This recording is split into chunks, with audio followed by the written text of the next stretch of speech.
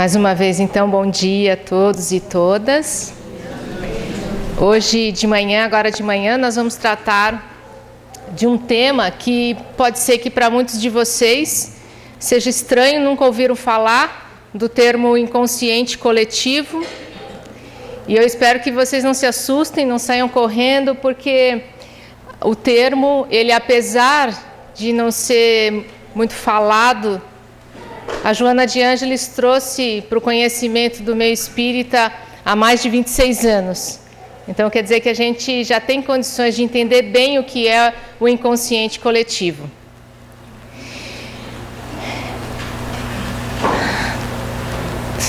No Mecanismos da Mediunidade, nós vemos que André Luiz diz que o hálito divino é a base mantenedora de todas as associações da forma nos domínios do cosmos. E o universo é o todo de forças dinâmicas expressando o pensamento do Criador.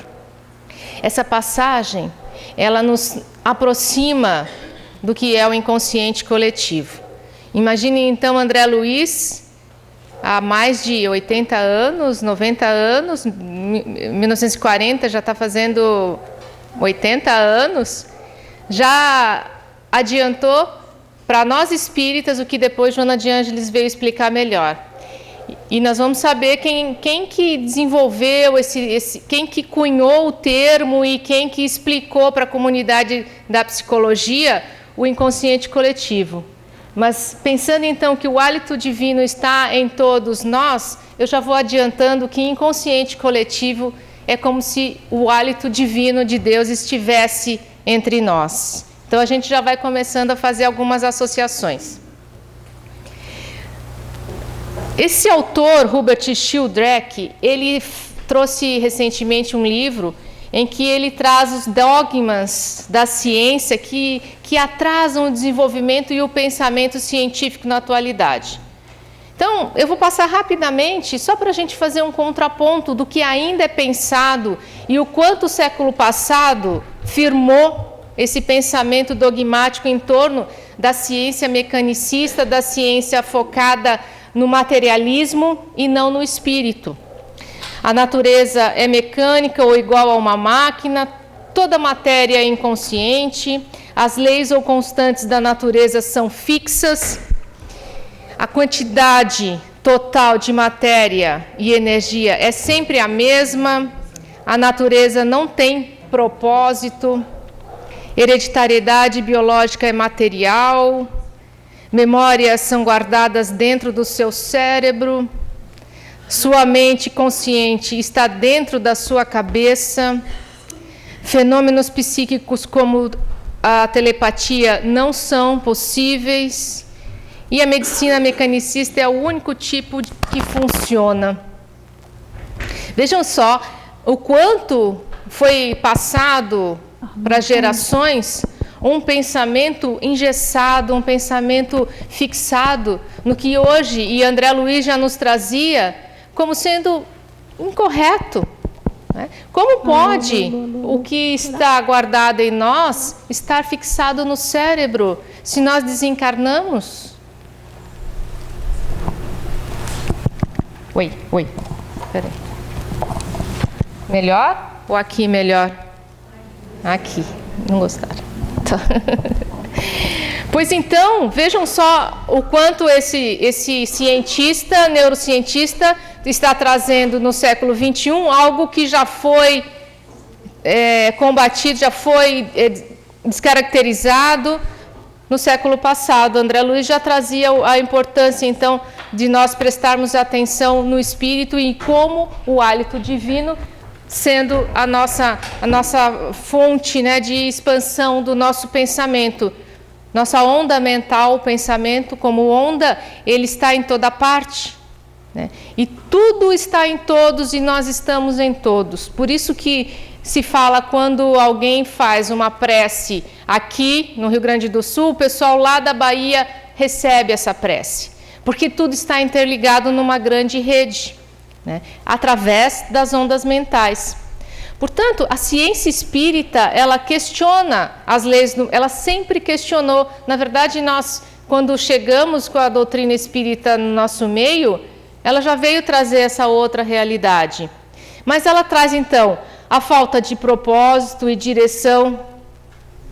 Ela contesta a falta de propósito e direção da evolução, ela contesta a exclusividade do materialidade na transmissão das nossas heranças genéticas, trazendo todo o contraponto e a importância disso ser percebido entre nós. Ela também questiona que nossas mentes não são nada mais do que o resultado das nossas atividades cerebrais. Vocês estão vendo, então, eu fazendo esse contraponto em que o que a ciência defendeu durante séculos e que a ciência espírita vem trazer como verdade. Ela também contesta que nossas memórias são arquivadas como traços materiais nos nossos cérebros e que se extinguirão com a nossa morte. Veja, parece um absurdo mesmo, né, para nós que estudamos a doutrina há tanto tempo, que fenômenos mediúnicos, por exemplo, são ilusórios.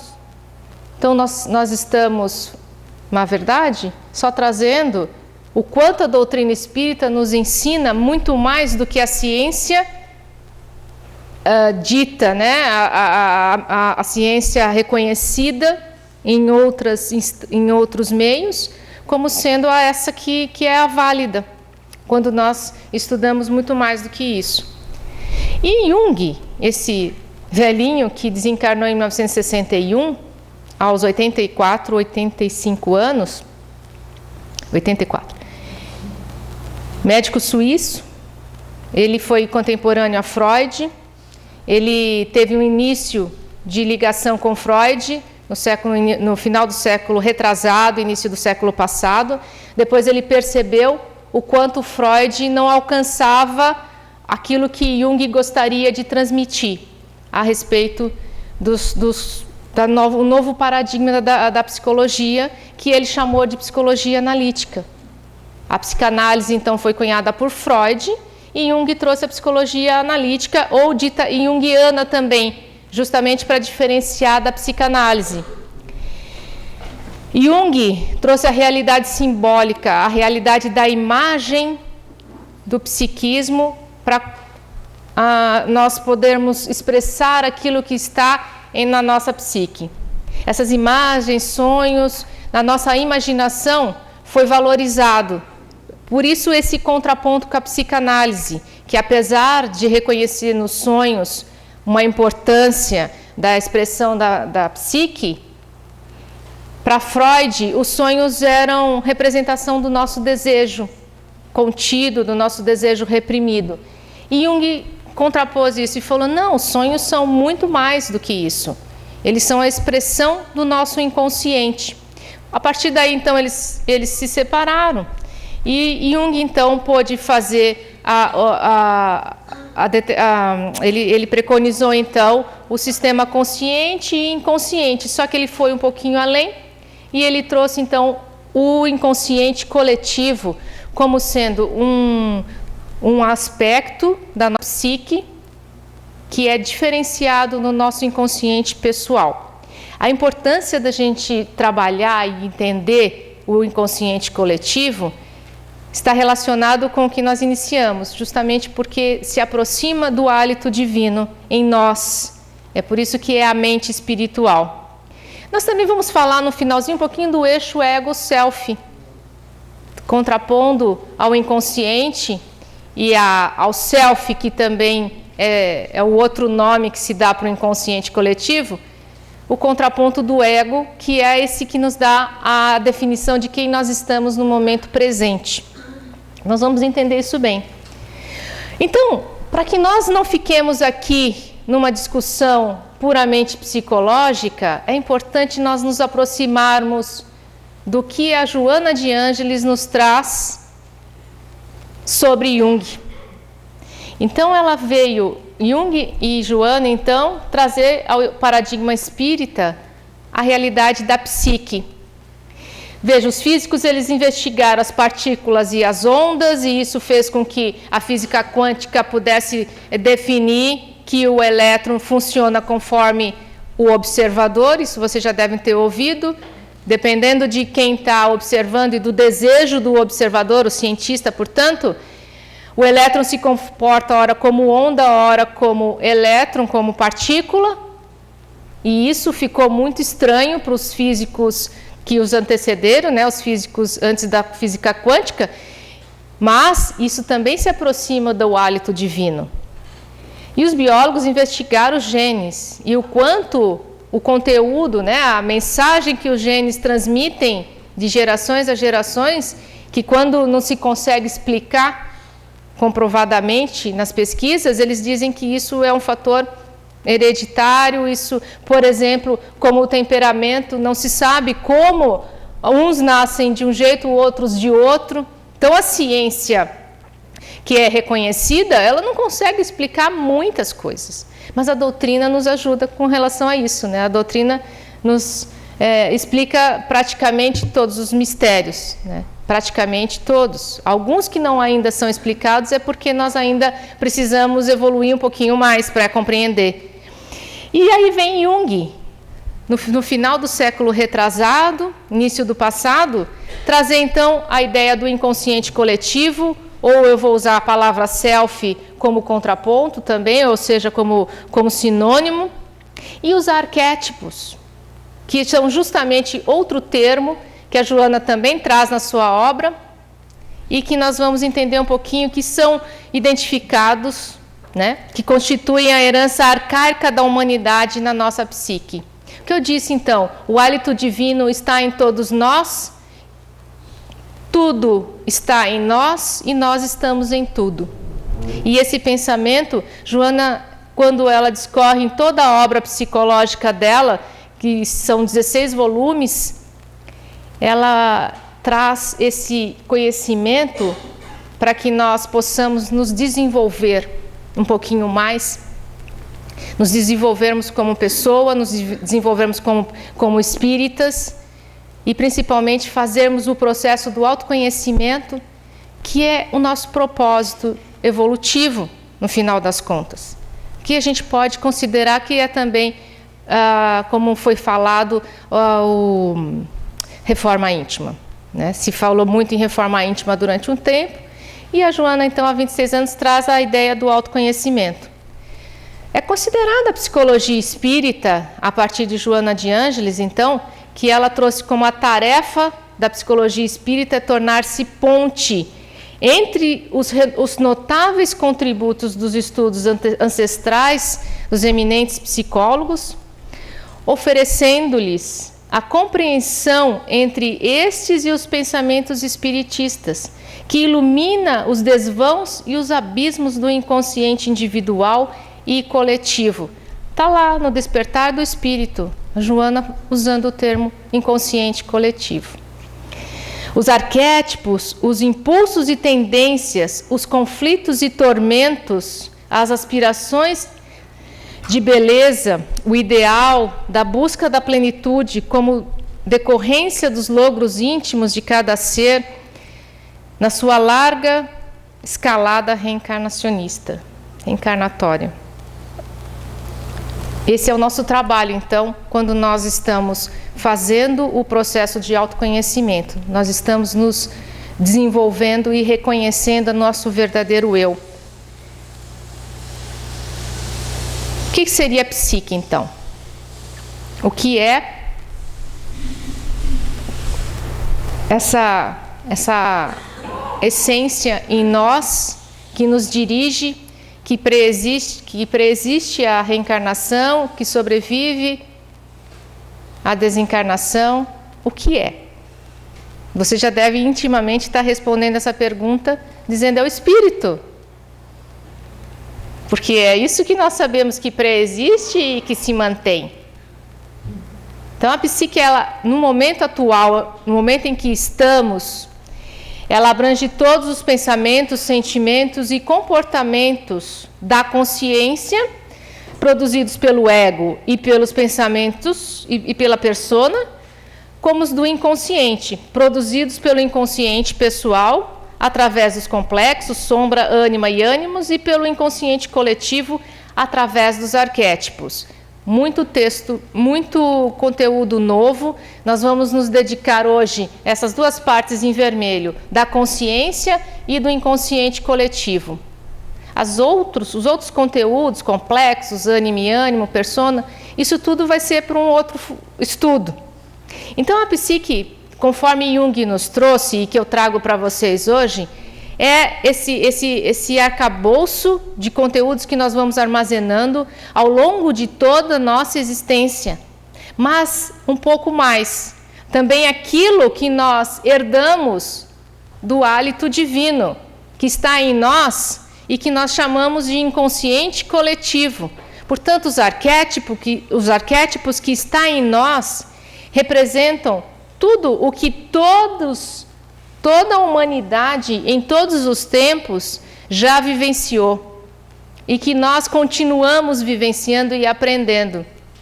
Olha que interessante a correlação com a definição de espírito, que nós nascemos simples e ignorantes e vamos evoluir a cada encarnação e vamos adquirindo a nossa evolução. Pois então, gente, nós repetimos muitas coisas ao longo de cada encarnação. E nós percebemos que a nossa experiência, ela é semelhante ao do nosso irmão, ao da nossa família. Nós vivemos coisas muito parecidas, não é mesmo? E quando a gente vivencia essas coisas parecidas, o que nos passa? Que nós estamos repetindo, que nós estamos copiando o comportamento do outro? Às vezes, mas é quase certo dizer que nós estamos vivenciando um arquétipo. O arquétipo que, com a nossa experiência, toma forma na nossa vida. É necessário a nossa vivência para que o arquétipo se faça presente na nossa vida. Portanto, olha que interessante uma imagem. Eu vou apontar aqui para ver se vai dar certo. Vamos ver. Por baixo. Aqui, ó. Então, a imagem do círculo, ela é o símbolo do self ou do inconsciente coletivo como um todo da psique.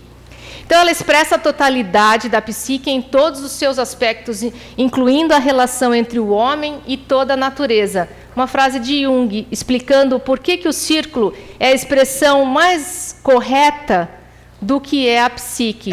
Olha o self no centro aqui desse esquema. Aqui, então, a parte mais exterior, nós temos toda a nossa consciência. Mas o que nós temos como consciente é apenas uma pequena parte, que é o que nós chamamos de ego, portanto. Toda essa parte aqui é da nossa consciência, mas ela não está o tempo todo consciente. Nós precisamos de uma trégua, nós somos seletivos. Então, é possível acessar essa parte que não está plenamente na nossa consciência do aqui e agora. É possível acessar, mas é necessário uma memória, né? É necessário que você faça uma rememorização do que já aconteceu. Aquilo que já foi reprimido, então está no inconsciente pessoal, vem para essa outra área aqui, que é grande também.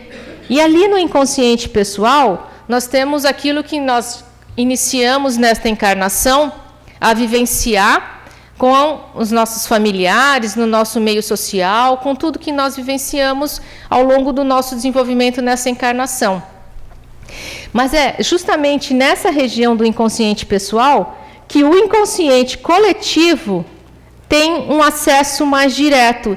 E é frequentemente que um arquétipo aqui na letrinha A transmita um conteúdo aqui para o inconsciente pessoal para que tenha mais fácil acesso à nossa consciência e, portanto, que nós possamos perceber. E levando em consideração, então, que o inconsciente coletivo é semelhante ao hálito divino, a Deus em nós, à realidade do espírito, aquilo que o espírito vai necessitar desenvolver nesta encarnação. Como nós nunca perdemos aquilo que já vivenciamos nas encarnações passadas, toda a nossa memória reencarnatória está guardada aqui no nosso inconsciente coletivo e no nosso inconsciente pessoal. Tudo que nós já vivenciamos. Por exemplo, os sonhos, eles são transmitidos no nosso inconsciente pessoal, mas também com algumas mensagens do nosso inconsciente coletivo. É necessário que, de vez em quando, nós tenhamos uma notícia, um momento em que vamos precisar acessar esse conteúdo para nos ajudar mesmo, para nos ajudar neste momento presente em que estamos fora, muitas vezes, da nossa caminhada reencarnatória, precisamos corrigir uma rota, nos esquecemos dos nossos compromissos. Nós sabemos que o esquecimento do passado, a partir da reencarnação, muitas vezes faz com que nós nos desviemos daquilo que é necessário para a nossa atualidade. Nós temos um compromisso, nós temos um plano a cumprir. E isso faz com que, muitas vezes, quando esquecemos, ao reencarnar, nós nos desviemos. Nós sabemos pelas obras, principalmente de André Luiz, como isso é comum acontecer. A gente desiste do compromisso assumido. Não vou dar nenhum exemplo específico, mas nós sabemos, muitas vezes nós nos comprometemos com um certo número de filhos e desistimos, temos menos. Aí esses filhos que tinham o compromisso de chegar até nós nessa encarnação vão chegar por outras vias. Nós vamos, de alguma forma, procurar cumprir o nosso programa kármico.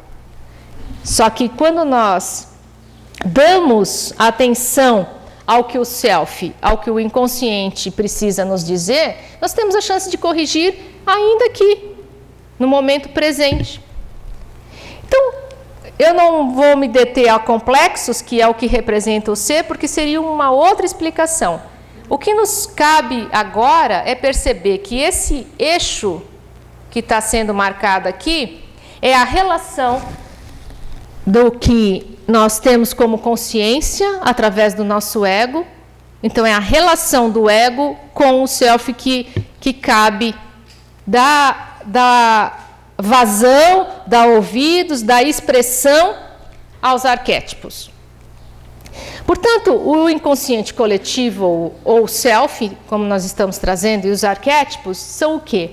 Arquétipos, centros neuropsíquicos inatos que possuem a capacidade de iniciar, controlar e mediar as características comportamentais comuns e as experiências típicas de todos os seres humanos. Como eu já tinha explicado um pouquinho, acho que vocês conseguem compreender o texto agora. Senão eu diria assim, puxa vida, né? Dá a palestra inteira só explicando esse parágrafo. Centros neuropsíquicos. Então, portanto, nós nos aproximamos da biologia. São neuropsíquicos porque o arquétipo tem um aspecto do instinto, daquilo que nós estamos guardando na nossa evolução e que nós sabemos desde André Luiz, do cérebro trino, que ele guarda a memória de todas as etapas evolutivas que o ser hominal foi evoluindo no decorrer do nosso desenvolvimento. Vocês sabem disso, né? São inatos e eles são, portanto, uma parte do nosso instinto. Quer dizer que algumas coisas que nós fazemos sem pensar, automaticamente. Jung explica o arquétipo dizendo que ninguém precisa informar os pássaros que eles precisam mudar de uma região para outra quando o clima começa a esfriar, eles vão atrás do calor. Ninguém precisa dizer para eles sabem. Ninguém precisa dizer para as tartaruguinhas, quando elas são deixadas, o ovo da tartaruga é deixado na areia, que ao abrir o ovo ela vai ter que nadar até o mar. Eu fico pensando, eles estão recolhendo os ovos das tartaruguinhas lá no Rio Doce, né? E eles estão tirando os ovinhos para poder salvá-las, para elas não entrarem no mar, então elas vão ser mudadas para um outro lugar. Eu espero que eles levem para uma outra praia e deixem ela fazer esse processo, que é quebrar a casquinha e nadar até o mar. Não precisa, eu não sou bióloga e não precisa me dizer que esse é o processo que ela precisa fazer para a vida dela. Caso contrário, ela pode ficar mais frágil ela pode não ter uma nadadeira muito eficiente e ela não conseguir sobreviver quando ela chegar no mar, ela ser rapidamente caçada pelos predadores. Isso dá ideia para vocês do que é o arquétipo? Esta é a questão. Nós estamos vivendo em muitos arquétipos.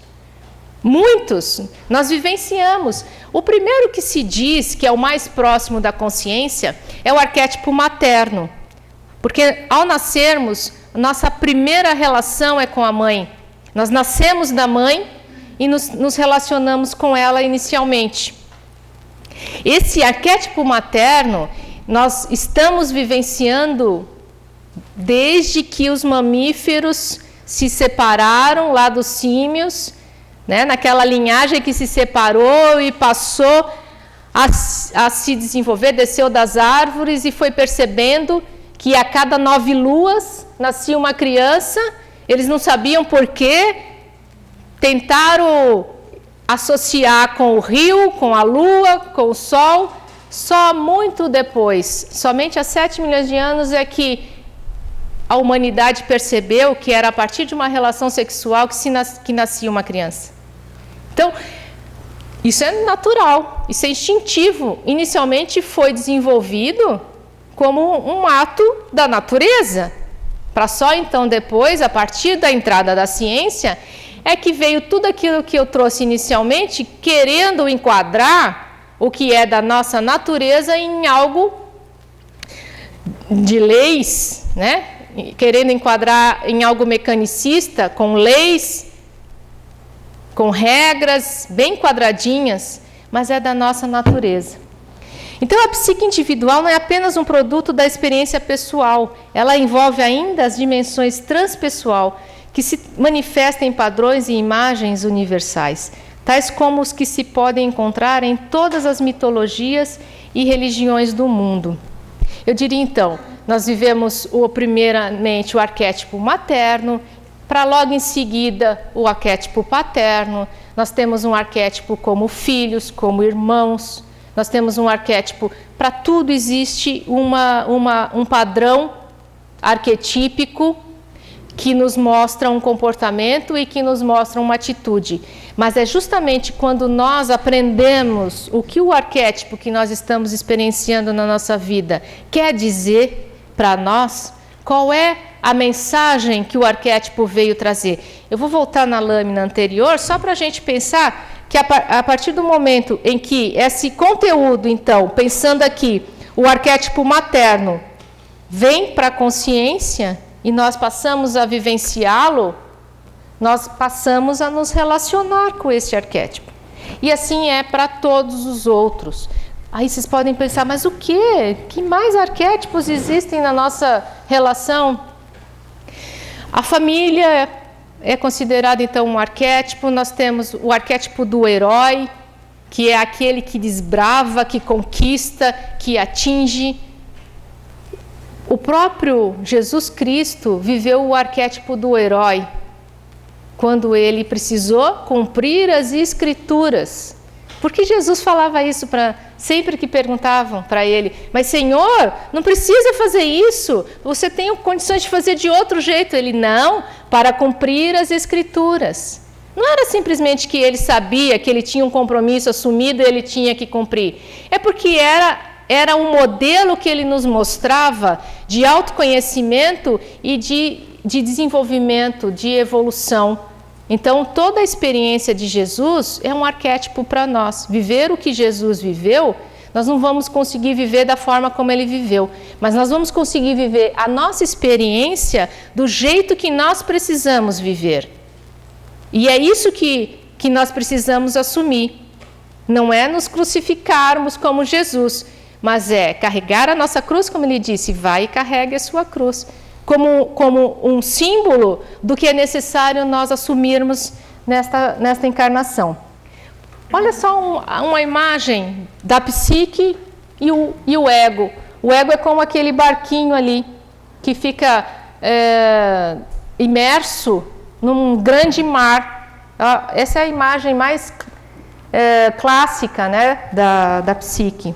Então, o inconsciente pessoal, É tudo o que eu conheço, mas sobre o qual, no momento, eu não estou pensando. Eu tenho acesso ao inconsciente pessoal, mas eu não estou conseguindo me lembrar neste momento. Eu preciso de algumas pistas, algumas imagens. Tudo quanto eu tinha consciência, mas agora esqueci. Tudo quanto os meus sentidos percebem, mas que não é notado pela minha mente consciente. Eu preciso, então, me esforçar. E ali, o ego, como essa imagem desse barquinho, às vezes ele fica à deriva, às vezes ele boia nesse mar sem rumo, ele não consegue encontrar a sua direção. Vocês já tiveram uma sensação como essa? De não ter direção, não saber para onde ir. Tudo, o inconsciente pessoal ainda, tudo quanto involuntariamente, sem prestar atenção, sinto, penso, recordo, quero e faço, todas as coisas futuras que estão tomando forma em mim e que algum dia virão à consciência. Estão tomando forma em mim. Essa frase é muito importante, porque no meu desenvolvimento, no estágio de criança, adolescente, até chegar na vida adulta, eu às vezes não estou pronta para a situação que eu preciso experienciar. E se essa situação chega antes do tempo, ela pode me traumatizar. Mas se eu tenho condições, e a condição se dá pela estrutura do meu ego, que vai aprender a se relacionar com as situações que vão aparecendo, então eu tenho estrutura psíquica para lidar com aquela situação. É assim que a gente diz quando uma pessoa adoece, não teve condições de suportar o excesso de situações difíceis que se apresentou a ela. Bem, então como nós estamos trazendo o self, si mesmo, que é Deus em nós, naquela parte central. O ego como centro da consciência e o self como centro do inconsciente. É o inconsciente coletivo. A consciência, ela só tem condições de ficar com uma parte dessas duas instâncias. A consciência, ela é econômica, como eu disse. Portanto, o ego, ele diferencia o eu e o não eu. E ele fica com uma parte. Aquilo que é não eu, ou seja, que ele reconhece que não é dele, a tendência é projetar, é ver no outro. É isso que a gente faz quando a gente procura culpados. Quando a gente quer encontrar quem é que fez isso. É isso, é o ego tentando ver o que não é ele, e às vezes é ele mesmo. O dentro e o fora, os opostos complementares, o certo e o errado, o bom e o mal, o rígido e o flexível. O ego tende a ficar com uma dessas partes, ele não agrega tudo de uma vez só. Mas se nós nos dispusermos a nos reconhecermos e a nos diferenciarmos, nós vamos ter a chance de reconhecer que nós temos o bom e o mal, que nós temos aspectos que estão certos e que estão errados de acordo com o nosso código moral. E que muitas vezes a gente está sendo muito rígida para lidar com as pessoas e que a gente pode ser flexível e que a gente pode encontrar um meio termo. Portanto, olha que interessante, essa imagem do iceberg, ela é muito tradicional para designar a psique. Sendo o ego essa parte mais visível, e o self, ou inconsciente coletivo, essa parte que está escondida do mar, e que foi a causa, né, do afundamento do Titanic lá, porque ele não podia saber que tinha tudo isso embaixo. O ego, ele é uma pequena parte visível, essa que nos apresenta. Vocês lembram de uma outra palavrinha lá que eu trouxe para vocês, a persona? A persona, essa imagem que eu estou falando para vocês, é essa que vocês estão vendo. Essa Sheila que vocês estão vendo é a imagem que eu apresento para vocês, como eu sinto e eu acho que eu sou. É como eu me reconheço. Eu não estou dizendo que o ego é aquela parte que nos dá consciência de quem nós estamos hoje, de quem estamos nos apresentando hoje, e a persona é a nossa imagem. é a nossa aparência. Nem sempre ela condiz com a realidade íntima. Isso quer dizer que, às vezes, esse gelo aqui, que aparece para fora, ele parece de um jeito e a realidade é outra. Então, o nosso trabalho de autoconhecimento é integrar aquilo que nós sabemos de nós na atualidade e como nós nos mostramos para o que nós temos no inconsciente coletivo como necessário ao reconhecimento. É necessário reconhecer o que vai em nós. Então, somos uma individualidade que passa pela experiência de uma personalidade. A individualidade é o espírito, é esse que sobrevive e mantém toda a nossa experiência. A personalidade atual, ela é agregada à individualidade a partir do desencarne, porque as nossas experiências não vão ser perdidas. Nosso autoconhecimento, ele vai ser integrado ao que o nosso espírito, que é eterno, já tinha de sabedoria. E isso que é muito bacana. Portanto, quem tem que se ajustar ao espírito é o ego. É essa ideia que eu tenho de mim hoje. Esse ego que se sente... Aqui também mais um barquinho aqui, ó. Aqui a areia pode ser representada como uma persona, como essa imagem que está por fora, a casquinha. Só aquilo que é mostrado. O ego é a dimensão de quem estamos, pois necessitamos desta experiência. Ninguém vai desqualificar o ego e falar, mas isso é coisa do ego, não dá atenção. O ego é necessário, ele é interlocutor, nós precisamos dele para podermos fazer o intercâmbio entre o que está fora e o que está dentro. Lembrem, o ego ele é econômico, ele só permite uma parte na consciência, mas o que está fora nos diz do que está dentro. O que nós estamos vendo, com quem estamos nos relacionando, está falando daquilo que nós precisamos reconhecer. Então, todas as exigências do meio, quando a serviço da vida material para ser aceito e fazer parte. O que devo fazer, o que devo ter, o que devo ser. Infelizmente, nós estamos valorizando muito o que devo ter e o que devo parecer, em detrimento ao que devo ser, o que sou, a minha essência. Infelizmente, a gente tem um pouco de dificuldade em reconhecer a nossa essência. Por isso que Joana de Ângeles diz que o ego exige destaque, compensação, aplauso, originando-se nele um tipo de sede de água do mar, que não é saciado por motivos óbvios. Está ali em busca da verdade. Então, se nós estamos necessitando incessantemente dessa conquista, desse aplauso, desse reconhecimento, nós deixamos para trás a nossa essência. Porque esse aplauso, esse reconhecimento vem de onde? Vem de fora. E quando nós precisamos, é do reconhecimento do nosso espírito. Quando eu falo nós, eu estou falando não só o ser integral, estou falando especialmente nós, ego, que é que nos dá essa consciência.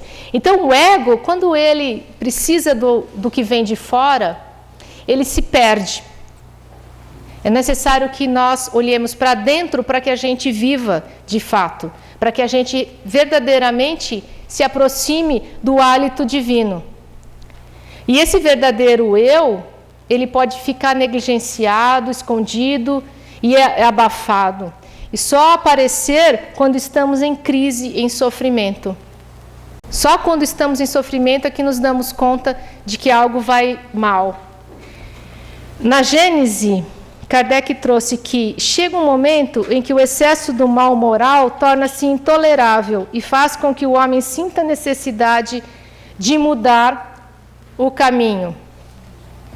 Foi o que eu disse anteriormente, da nossa necessidade de reconhecermos e que aparece o tempo todo nas imagens dos nossos sonhos, nas nossas intuições, no nosso ouvir a voz interior, o nosso anjo da guarda nos dizendo, vai por aqui, vai por ali, você não está indo muito bem, puxando a nossa orelha.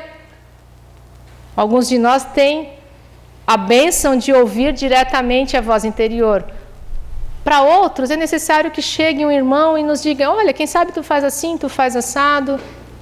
Mas, seja como for, descobrir o verdadeiro eu passa não só pelas nossas relações, mas também pela percepção do inconsciente coletivo através dessas imagens arquetípicas que vão em nós, que estão em nós e que nós estamos vivenciando.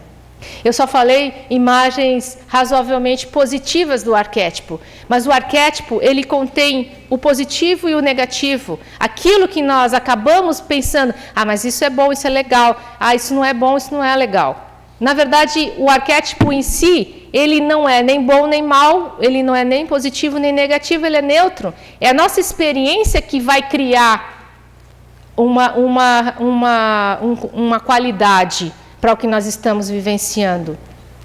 Vocês entendem? Se eu falar para vocês, a traição é algo bom ou mal? A gente gosta de ser traído? Pois a traição é um arquétipo.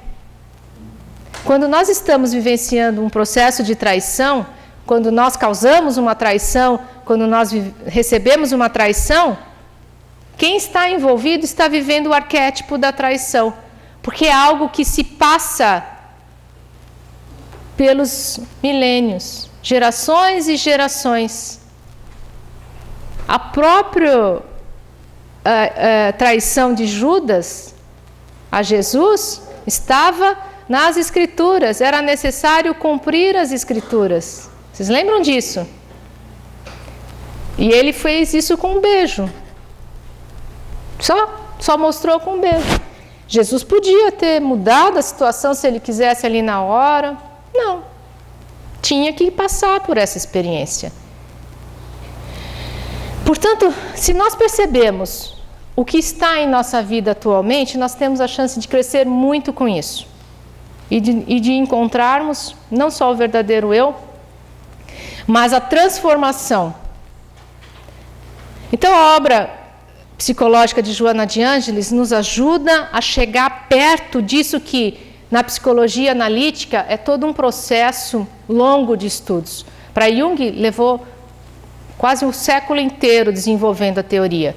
A Joana nos trouxe, nos últimos 26 anos, reconhecimento da dimensão espiritual. Somos filhos do Pai, trazendo em nós os potenciais criativos, diferenciação da matéria, libertação do literal e concreto para o homem reflexivo e simbólico, libertação do que é literal. Vamos entender, então, o significado, qual é o sentido daquilo que está acontecendo para a nossa vida. Pode não ser aquilo que a gente gostaria ou que esperava, mas é o melhor para nós.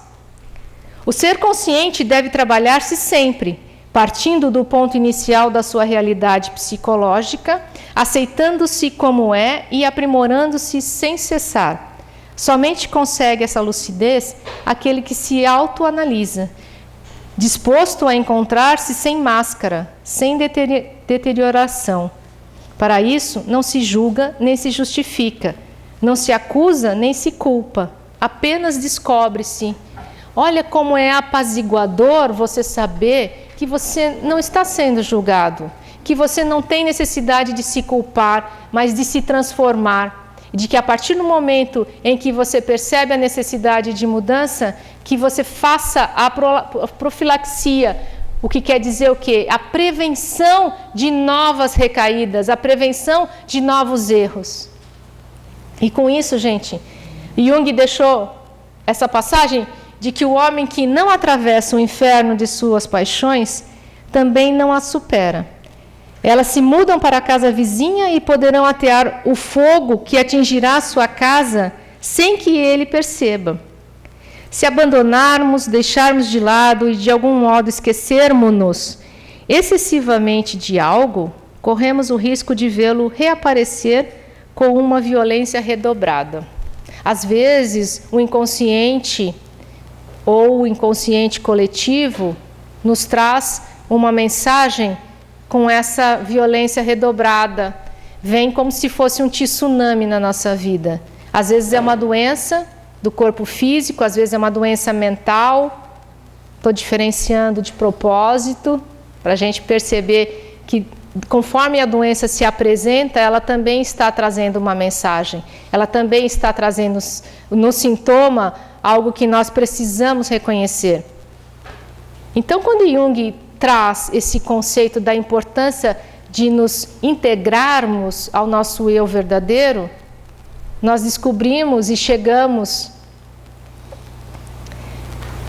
à ideia de que Jesus nos deixou como sendo necessário a aflição e o sofrimento. Bem-aventurados os que têm a oportunidade de provar a sua fé, a sua firmeza, a sua perseverança e a submissão à vontade de Deus, porque eles terão centuplicado as alegrias que lhes faltam na terra e após o trabalho virá o repouso.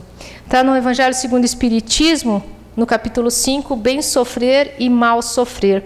Não querendo dizer que viver é sofrer, não é esse jargão, mas querendo dizer que nós não vamos, quase sempre nós não vamos gostar do que nós vamos descobrir em nós, porque nós estamos evoluindo, estamos no planeta de provas e expiações. Portanto, muitos dos nossos sofrimentos e dores é necessário ao nosso aprendizado, mas nem por isso nós vamos deixar de encontrar o contraponto que o arquétipo traz, que é o positivo e o negativo. Nós temos também uma bem-aventurança ao nos descobrirmos, nós também nos sentimos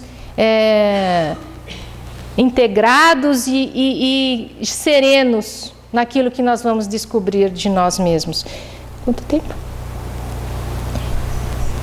15? Não, nós estamos bem no nosso tempo.